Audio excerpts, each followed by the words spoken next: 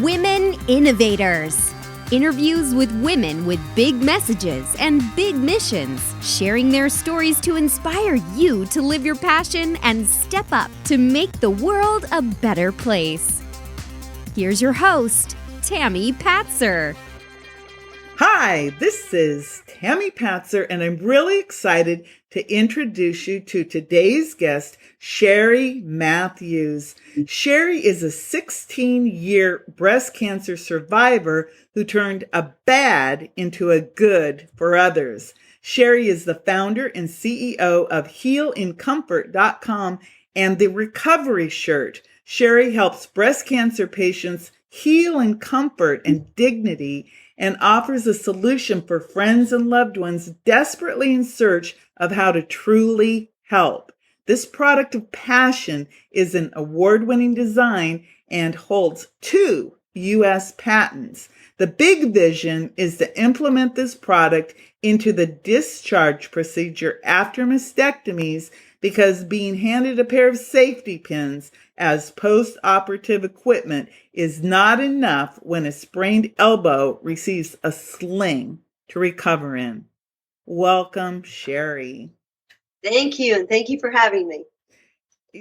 That gave me chills when I read your introduction about the tools being, here you go, here's some safety pins, and you just had a mastectomy, which for a woman would have to be one of the most radical surgeries you could have. So tell me more about the people you help. The people that I help are people that are, so when you have cancer, when you've been diagnosed with cancer and you're going to go through this, like you say, radical surgery, you just can't wrap your mind around what that's going to be like. You cannot prepare for it. There is a certain amount of people that say, well, what am I going to wear? Because they will tell you, well, you won't be able to barely brush your teeth. You can't put your hands over your head. You can't pull up anything. You can't lean on your arms. You can't pick up anything heavier than a soup can. Well, those are obstacles. Not only are you going through the emotional, spiritual, physical challenge of having your breast removed in the battle against cancer, you need to cover yourself with something. So when I went through this personally, it's so bizarre. It's like break your leg and go shopping on Google or somewhere to find what you're going to heal in. Like, here's my cast material. So women are actually commissioned to go out and find something, and they recommend a big, loose clothing, like, their husband's dress shirt, button down. Guess what? Buttons are even hard. And after losing your breast, you don't really feel like wearing your husband's dress shirt. You're dealing with a loss of femininity. And it just hit me like I was just so upset that they didn't hand you standardized, fair for all, post-operative equipment that I can get on with the road of recovery. And so I was handed a pair of safety pins. And I said, what do I do with these? And they said, well, you can pin them to the outside of your shirt because they're sewn into your body. The medical drains are inserted into the patient's body, and they pull fluids out to help you not swell up so much. Okay, so they're necessary. But I had little children, and I was not going to have medical drains with body fluids, present and in view of my children. I mean, you look like a science experiment, when mommy walks in the door. So the people that I help are the people that actually can figure out, what do I wear? But I think it's crazy that they have to go searching for things. So until you designed this, you actually invented this garment, a post-operative garment, and this was the impetus for that. So how did you come up with that, other than, you're sitting there going, okay, I can't button the shirt. I've got these safety pins. And like you said, you're healing, you have children. How did this whole thing develop over time? Well, that's a great question. It's going to be a strange answer. And so when I was in the wheelchair, after getting in trouble for what I brought, after getting sick on my clothing that I brought to go home in because the movement was too much movement for, the surgery. After I've already, lost it in the sense of why, asking her, hey, how come a sprained elbow gets more equipment than a woman that had her breast removed? And the nurse said, well, women have always just, suffered in silence. They just make do. I went, what? Because I'm a former, an IBM, an inventor personality. So I'm like, my whole scope and sequence of my life is how do we make it better? How do we make it better? Well, this is the answer. I literally had an out-of-body experience in the wheelchair with a vow to make a difference for others, that they will not have to go through what I'm experiencing right now.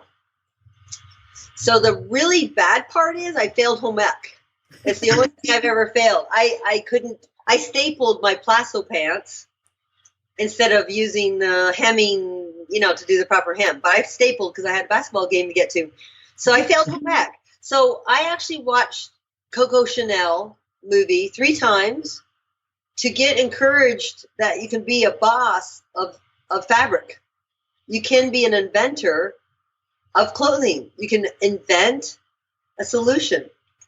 Well, I knew because I'm an athlete that after laying in my throw-up shirt with the drain tubes on the outside, it wouldn't let anybody in the room, I knew it had to be moisture-wicking material because I was sweaty and stuck to my clothes. You have betadine all over you. It was really gross. I mean, the whole thing's terrible. So I knew that was happening. And then I was like, well, I had trouble even doing these buttons. Okay? So I thought, well, Velcro would be easier because then I could just lean forward and they could almost close themselves. But I didn't like the drain tubes still. So I'm like, well, how can I hide them and still get access to them?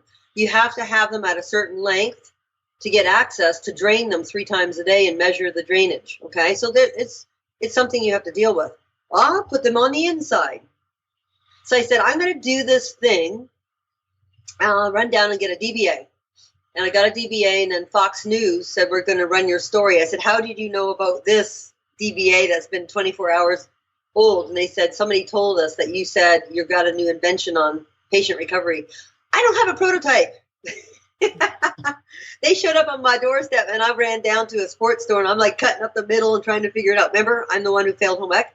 So I mean, I did like iron on things and stick on to make the prototype. It's been a bizarre beginning, but I thought I'll just help 100 patients. So that is how it all started, really by my feet under fire. But it's funny that I actually had to watch Coco Chanel to know that you can put your hands on your hip and say, nope, not good enough. Nope, not good enough. It's got to be easy. It's got to be moisture wicking material, as gentle and as soft as feathers for hurting skin. And we got to hide those drains. So that's how invention happens. So this happened, you invented this garment how many years ago now? My first patent came through in 2010. Okay. 2011. And then what you'll like and everybody else will like, if you have a patent that looks like it's doing well, which mine was, my proof of concept went from 100 to 1,000 to 2,000 to 3,000. When it started taking traction like that, the first thing I knew is to rip myself off, essentially, before somebody else did. So I actually created a secondary patent with a 13% modification to the first patent, and I filed it. And the USPTO kept saying, oh, this is like Heal and Comfort. I'm like, I am Heal and Comfort. So I have just recently, after 2.5 years, been issued my secondary patent. So what were the modifications that you made to the first patent? You said 13%. So that would be a whole nother conversation about, well, how do you get something patented? But you made modifications. So what was that modification? Well, I've actually included pockets around the breast area to put breast forms because not all women want the reconstruction. So now you can put in a little soft breast form. And then when I was in MD Anderson, which is a big cancer center we have here in Houston, there were people having cranial surgeries for cancer, and they had drain tubes coming from their head and sitting like on their shoulders, kind of like dreads, right? Mm-hmm. And they wouldn't look at anybody because they're dreadfully embarrassed. They didn't look like a person. Okay. So I said, well, if my shirt can hide those drains inside top pockets and they tie a little hanky around, around their neck, they won't even know that they have those drains. Wow. So the whole thing is all about comfort and dignity. Everything I do, everything I design, every thought process is all about human care and comfort and dignity, because it's undignified going through these type of brutal surgeries. So how long do most people have a need for your garment? Great question. So the mastectomy is about 2 to 3 weeks with drains. And then many people have to have radiation. So then they use it because the skin kind of gets burnt and, it can hurt a lot. And then they go through reconstruction. So almost a year. And my price point is the same price as flowers. So the idea is, if you want to give a gift that actually truly helps for up to a year, depending on treatment, then Heal and Comfort is a great option. Well, I think I would definitely opt for a way to heal and comfort over flowers, because half the time I don't even think that maybe you might not even get the flowers somebody sends because of the smells and the pollen and all those different things. So if you started out, you said, all I wanted to do was help 100 people. Yes. So what has happened, because now you have a patent, you have a website, you have more of a presence. So tell me more about, did you help 100 people? Yeah, sure did. I helped 100 people, mostly kind of near Austin type of area, which actually, when you're doing a proof of concept in invention, you should not be trying to get a proof of concept with people that know you, because they're going to tell you you're great. You need people that are organic finds that don't know you, that will offer, true evaluation without being swayed that they think you're an awesome person or a nice person or whatever. So when I moved into the, out of the 100, into 250, into 500, into 1,000, those are people I do not know. They're all over, actually all over the world. I had people from India, Africa, Malta, in Europe. It was crazy. So we're like FedExing this thing, and they were raving about it. And there's nothing in our country like that. I'm like, wow, this is getting traction. So when I got to about 1,000 people, I got very, very serious about getting this thing patented and starting to protect the idea. I had it written out, but I didn't actually. There's a lot of moving parts to get things patented, and it takes up a lot of energy. And so my manufacturing was all done, and you have to go through the bumps of manufacturing. It's a weird world. Textiles is a strange new dimension for me. I'm used to little objects and make things for space shuttle programs and stuff. This was a very, very different type of concept of invention for me. So then we moved into 1,000 and 2,000 and 3,000 and 4,000 and 5,000. Oh my gosh, we're in it to win it now. We're going to make a change. My whole vision after I got to 1,000 is, I don't want to be a business. I have to be, to show muscle, to get my voice heard. And this is why I'm so blessed that we're having this today, is I want to be a procedural change. Because up to now, my bootstrapped $1,000 investment has now helped 10,000 souls. So and yeah. Tell me more about that bootstrap. So you started out with $1,000 investment. Mm-hmm. Tell me more about that, because think about that. You just said it. $1,000 investment helped 10,000 people. Yep, and no debt. So one of my challenges to myself were, because after IBM, I was worked in computer engineering and technology, failure analysis, and that's inside the structure of IBM. When I left, I wanted to go into a noble career, which is teaching. And so I taught for 14 years. So I have a love for kids and getting them on the path of believing in their vision of their future. So my idea when I started this with $1,000 was to actually be a role model, to start a business and not have to have $100,000 to start, or $500,000 investors. And if you don't operate in fear, right? Because when you go into debt and they come knocking on your door, you're not creative. You're just panicking to try to get money in the door. I didn't want to be in that position, and I didn't feel like I'm here in Austin, Texas, so like the UT or St. Ed's kids would want to also be in that type of fear mode in starting a business. So I want to enjoy the journey. So when the money would run out, I would stop. I wouldn't do another thing until the profit for more shirt sales would come in, and then I would take that little bit of money and I would get a web guy, so I just rolled on the profits when I had them. And so now I'm at this point cash positive, 100% owner, 10,000 souls helped. I have never broken or rescued myself with my own money, because when I'm finished, I'm writing a comic book on how to hack the business, the small business, and it's going to be all the cheat sheets, all the fast track in a comic book.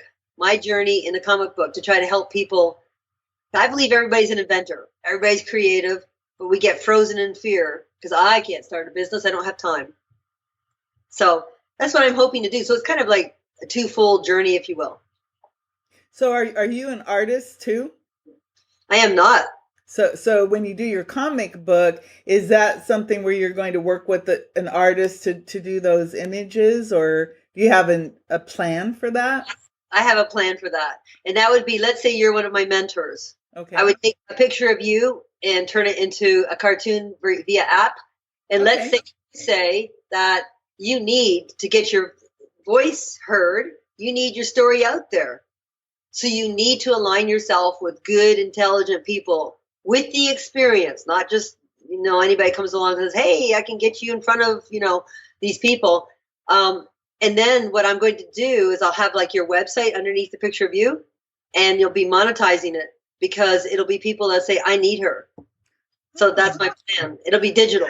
Oh, I love that. Thank you. Because you right there just proves how innovative you are, because you're saying, I don't need an artist, because I can take what we have available to us today, turn it into a cartoon, comic book, and then format it, and people will love that, because people really like images like that. And she fast track it. Fast track it.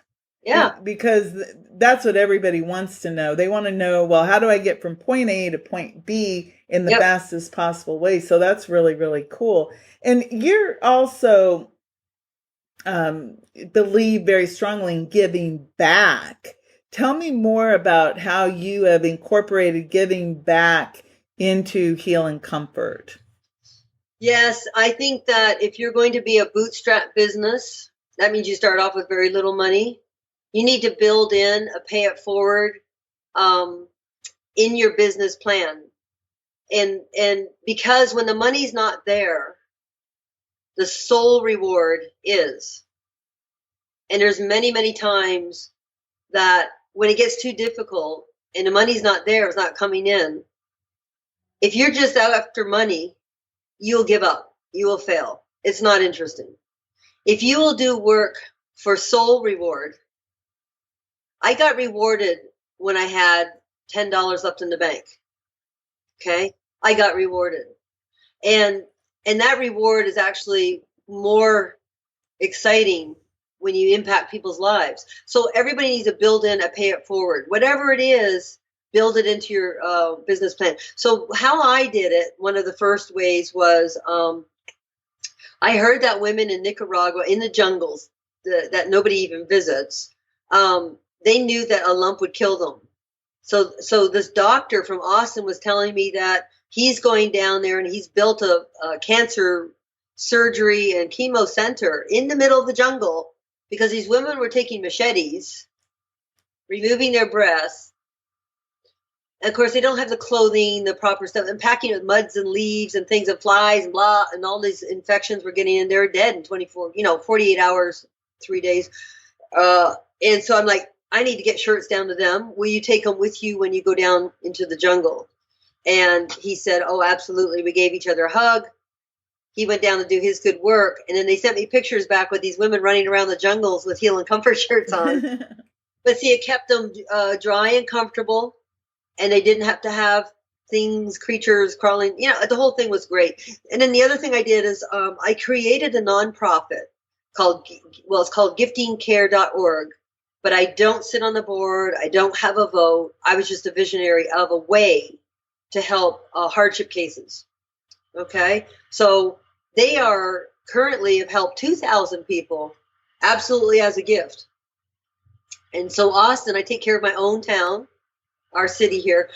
And we've given out 2,000 to breast care centers and MD Anderson's and Seton Breast Care Center and BCRC and, you know, people like that, where they deliver these shirts to the bedside to the patient with no strings attached.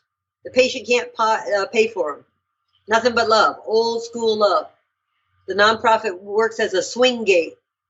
You know, when donations come in, they go onto the backs of the patients. No games, no tricks, no nothing, you know, just a swing gate. So that is another way that I pay it forward. I wanted to be Tom's Shoes model. I did it for a week and I became broke. I don't have those margins.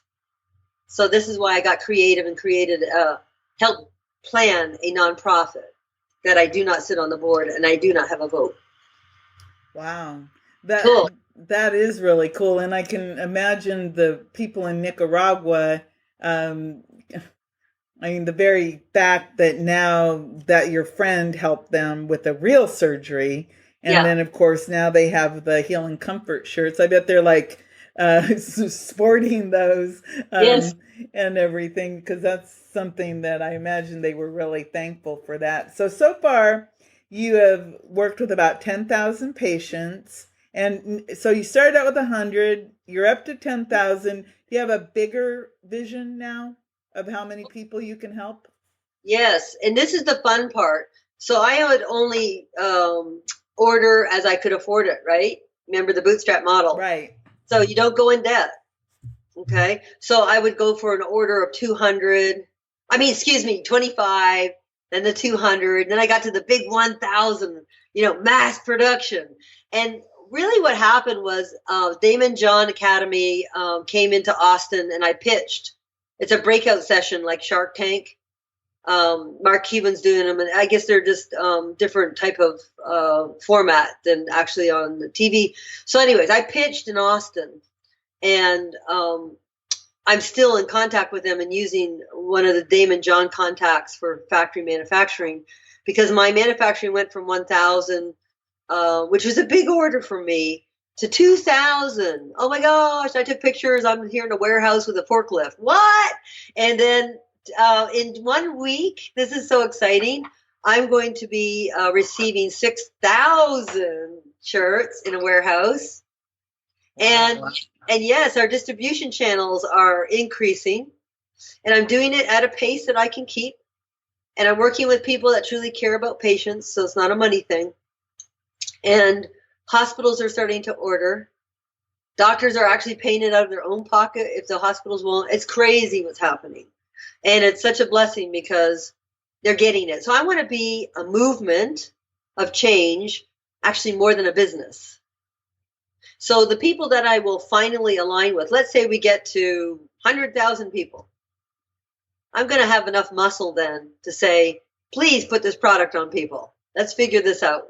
No more safety pins. No more having to Google or go to Goodwill, figure out what kind of, you know, type of material, what do you wear after such a thing that you don't even know what it's like? And then I'd get probably acquired, but the person or the company acquires will be the people that can actually implement it into the system. That's my dream.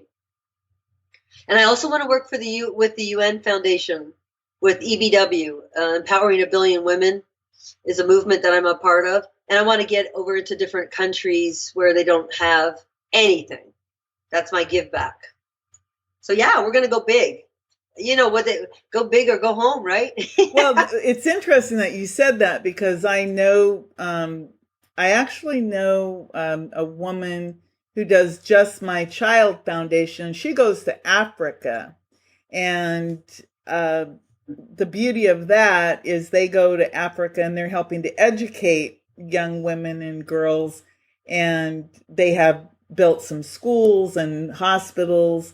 So I'll actually, outside of the interview, I'll give you, I'll find her name and information, because there are people out there who are on a mission to help girls and women. And so there might be a Awesome. way to touch more people by people who are already out there, going out into these places.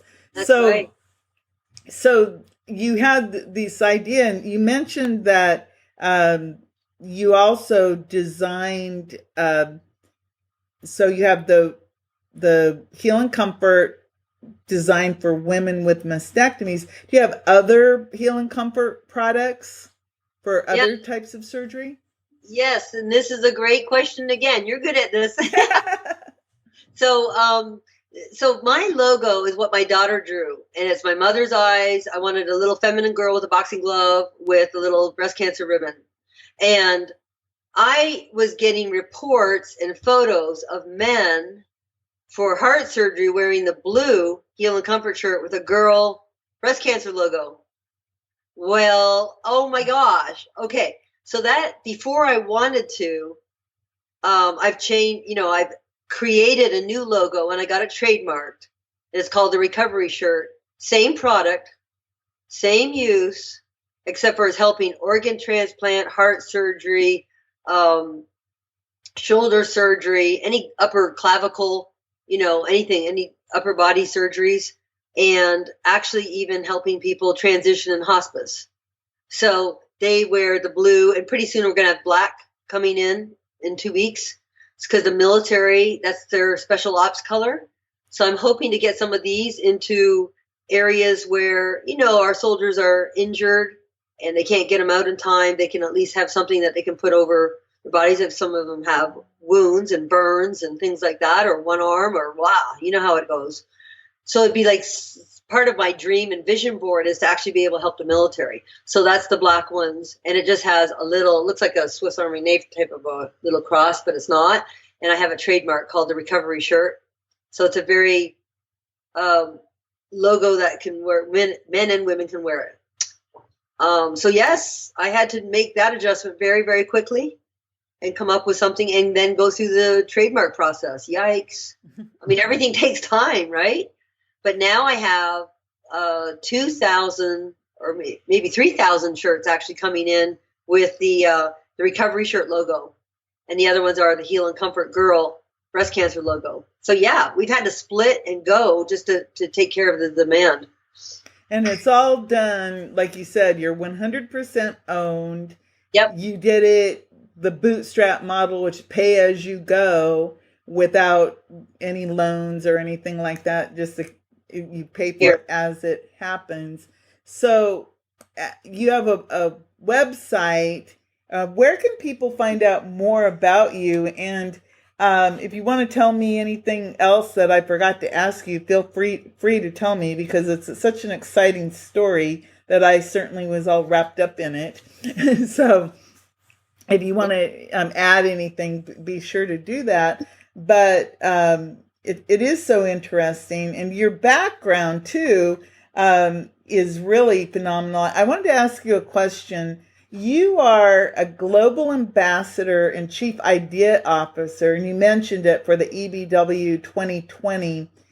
And the idea there is to empower 1 billion women by 2020. So how does that work to empower 1 billion women? Yeah, that's quite a big goal, isn't it? Yeah. Yeah. So first of all, to find more about Heal in Comfort, it's just Heal, HEALIN, comfort.com. And on Twitter, I have like 74,000 followers. The handle is at Heal in Comfort. Those are two good places. And then, of course, I have my LinkedIn and, all the social media outlet and stuff like that. So EBW, Empowering a Billion Women, with Ingrid Vanderveld, Sharon Lechter, and Lauren Flanagan, and Lisa Copeland. We are actually have a platform to be able to reach women all over the globe to build up their business knowledge, to reach out on platform. Everything has to be software platform. They are doing in-person chapters, which are really neat, because then, they're opening up all over the place. They're in Sweden. They're in, I think they've just done, the parts all over the U.S. and things like that. But really, when you think about how untapped the women business owners and untapped the entrepreneurship in all these women, because we watched these kids asking about inventors in grade school, and everybody did Ben Franklin, all the things that we know, right? Not one woman's name came up. Well, it's our time. And so it doesn't matter if you are anywhere on the globe. You can connect with EBW 2020, and you can get on platforms, and you can get into some business help and have your story told also, because we have Facebook groups. We have it just goes on and on and on. And I think they have about almost 400,000 followers just on Facebook that they started maybe 6 months ago at the most. And so people go in there and they actually ask questions, and all the other women come in and they're like helping them. Oh, that's phenomenal. Yeah, it's like the women tribe coming together. And then one of my real big lures inside of this, other than being a part of this, an amazing vision and goal, is they told me that with technology, the women they make little bracelets, but they have nowhere other than their own little tribes to sell them for like whatever. This is a way that they're going to be able to sell e-commerce. So they're being taught how to set up a PayPal account. They're being taught how to e-commerce things. So when they get money from the U.S. into the, the little huts that they're in, right? They go into town, they get their cell coverage and stuff. They're making money. And when they make money, they're empowering their other women. And it's just spreading like wildfire. Like this, people want your stuff. So it's so exciting to see people move out of these crammed little mud huts that sometimes are an abusive situation, where the women have enough money to actually build their own and be their own head of their family if they're in a terrible situation. We're getting people out of like sleeping in corners of factories with children out into their own home. Amazing. Yes. Yeah, so it's really cool. So that's I'm really proud of that.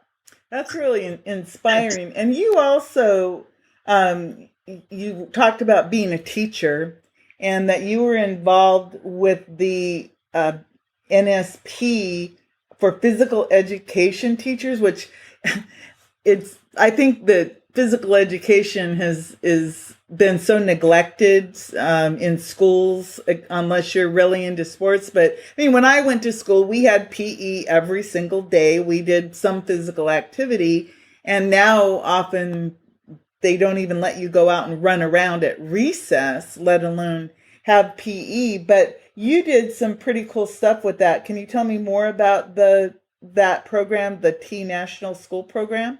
The first T National School Program? Yes. So this is what happened. I'm teaching in a school in Orlando, Florida, that had a lot of the superstars and, professional athletes, professional golfers. And my best friend, Benna Cawthorn, came up to me at that time, Benna Cawthorn. She's now Benna Kale. And she said, hey, these kids are taking private swing lessons from Tiger Woods. And I'm like, oh, that's great. But most of them live on a golf course here. And I said, Benno, why can't golf be for all kids? Look what basketball, soccer, and volleyball's done. And she said, funny you should say that. Come here and look at this modified equipment for young, very young children, like kindergarten through fifth grade. So I looked at it. I said, oh, that's not golf. That looks weird. And it was like modified golf equipment. She goes, just think about the little basketballs and the little plastic hoops that people buy their 2-year-olds. It's called First Touch. And I said, oh, you're absolutely right. Oh, my goodness, this is great. Because golf intrinsically have 9 like core values. Golf is one of the sports where you can't get upset, take your golf club and, get your opponent and smack him in the ankle, right? Where basketball and volleyball and all these other sports, contact sports, football, it's called, I'm taking you down. And I hope I don't get caught for, a violation, right? Golf is all honor. And it's all about you competing. So we bring in the 9 core values, the 9 healthy habits, and in with the game of golf. Okay? So what that actually means is we pioneered a program for 48 students. You always start small when you're inventing. And it was such a success. Then we went after our 100 kids. Then we would say, this is amazing, because we went into inner city schools all around the U.S. that those children don't have structure. They're not used to saying, yes, ma'am. They're not used to being treated with respect. And they didn't show respect back. So we would go into the inner cities, the most difficult places, and implement our program. Remember, proof of concept. Go to the places that they don't love you. And it was such a success that even the teachers and the principals would come in and they were having trouble holding back their emotion because they're watching for the first time little Johnny, who usually always gets in trouble for punching people, shake hands to get his turn with this golf equipment inside of PE classes and say, nice putt. If he didn't, he doesn't touch the equipment. So it's integrated, is the 9 core values integrated into touch of the game of golf. And they all want to swing like the professionals they see on TV. So what's really great is then they go to after school programs like the First Tee. And guess what the First Tee can do? Put them on scholarship if they don't have money. They work with a professional golfer to the age of 18 years of age. And then they actually try to find them scholarships. If they have the aptitude for golf. These children that would be left alone are now looking at going, some of them, into Pebble Beach and playing with pros. Honestly, it's just unbelievable what has happened. So with Benna and I, with our idea, we integrated with the First Tee. So it's called the First Tee National School Program. And the goal was to reach 10 million children between the First Tee and the National School Program. And guess what? We've done it. Oh, my goodness. 10 million children have learned sportsmanship, integrity, perseverance, honesty, and the 9 core healthy habits mindset. How do you talk to your mind and be positive? Even if you come from a non-positive household, how do you talk to yourself and build confidence that you will be somebody one day? You won't do the wrong thing. You won't follow the bad crowd. So it is a life-changing program, and I'm super proud. Just like Heal and Comfort, it started off with one question. Heal and Comfort started off with, hey, how come a sprained elbow gets more equipment than a woman that have had her breast removed, for heaven's sakes, right? And the First Tee started with, hey, how come golf can't be for all children? Just like basketball and volleyball and soccer. Look what that's done for children. Goodness. I just got the shivers. I think that is so phenomenal because exactly it starts with one question and then look what happens when you try to take action to figure that all out. That's just phenomenal. Yeah. So I think that for today's conversation that we have talked about everything. And again, if somebody, obviously they want to get involved with the Heal and Comfort program, they can go check out your website. But is there any other way that people can help you to get this message out there? Yes, I believe it takes a village to raise an entrepreneur. And everybody listening, everybody reading can all do a social media output. They can all do that. It doesn't cost anything. It's just a little give. If you want to help this bootstrap entrepreneur, then please help me tell my message through you, okay, that we can get a nice little soundbite. You and I will create a tweet with you included because you're helping me get my voice out there, and I'm forever thankful. And ask them to retweet it. Ask them to say, hey, I just heard this really cool, movement maker, breast cancer survivor, that's making a difference for others. Because the village that raises the entrepreneur, the best way is storytelling. The best way is, I know a really great gift. And again, flowers are awesome. And it could be even flowers and shirt, right? So flowers are $100 billion industry. But people panic and they're like, get flowers. Susie has breast cancer. Get flowers. It's fine. Flowers are awesome. I've received lots of flowers and I'm very thankful for them. But can you imagine flowers and bundling with a shirt that actually helps them for a year? So tell the story. That's really the request. And then if they want to give to a nonprofit that actually does good stuff with money, it's called giftingcare.org. It's a 501(c), all volunteer. Okay, so we're not paying for buildings and people's vacations. Money goes on the backs of patients. They don't need a savings account. They need people helped. So 2 ways. Tell the story. Help get the voice out there. Get on the rooftops and scream. I'm an inventor and an innovator out here.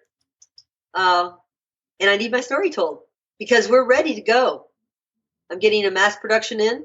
I'm ready to get them out there and onto patients. I'm ready for the medical profession to pay attention. My proof of concept's strong now. I want to, before I leave the earth, I want that this is a procedural change. That women that are battling will never, ever know that they would typically not have been handed any garment, to go in and home and start the recovery in. So I don't want them to even to have that off the list. Take it off the list. We have to matter more than sprained elbows. We just have to. And you know what? If a man lost his man parts in a war against cancer, they would never say, bring your wife's skirt to the hospital because it needs to be non-binding. I've said this in front of thousands of people when I do keynote speaking and things, and everybody laughs. But they're not thinking about how horrible it is for a woman to lose her breast, a big part of her femininity, and be told to bring something like either old man pajamas or her husband's dress shirt. Nobody laughs at that one. It's time for the women to have, we have enough to deal with. And I don't want them having to go shopping. I want it to be handed to them. That's my goal. If you can help me do that, I love you. Well, I'm on board, and I will be sharing this over and over and over again in all of the social media platforms that I am on.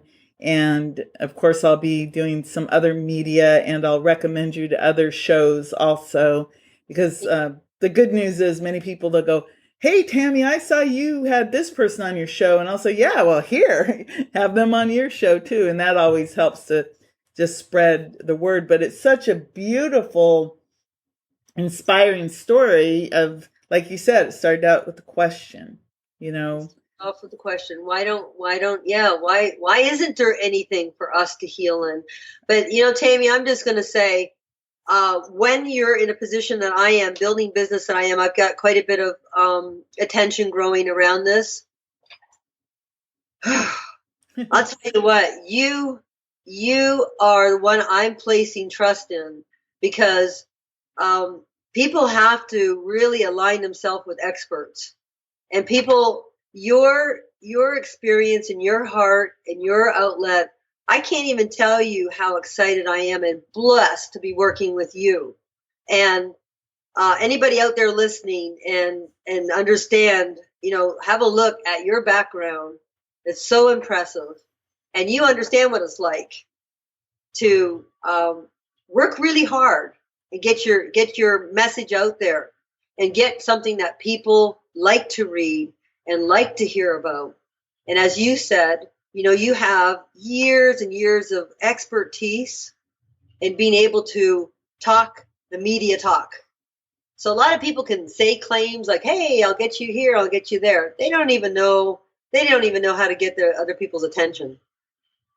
So I am super blessed to be working with somebody so experienced and talented as you. And I'm just strapping on my seatbelt to see what's going to happen. Well, yeah, get that seatbelt on because we're going to go on a big ride. And there's a lot of other women who are, I figure that on my way up, I'm taking everybody with me. That's how, and some of them might go, huh? But that's how I'm gonna roll too. But I figure that it's time. And like you said it, you said, this is our time. It is. And so we might as well take advantage of it and just, you said you're making a movement for this. And I think that's really huge. So thank you so much. I really appreciate it. Well, thank you again for your innovative mind to really let our stories be told. I mean, you are the master storyteller. I mean, if you're around a campsite, we're all on, rocks. You're like the chief saying, okay, tell us your story. How was your day? How did you find out how to, build a hut better? And then you're teaching the others. When you think about it, that's the vision I get. So now when you empower the others how to make their huts better, what happens? Society gets stronger. So you are the chief storyteller. And I thank you very much for your time. I really am blessed. Thank you. Everyone, go make it a beautiful day. Awesome. You've been listening to Women Innovators with Tami Patzer. To learn more, please go to womeninnovatorsradio.com. And please do subscribe and share to spread the big messages and big missions to change the world.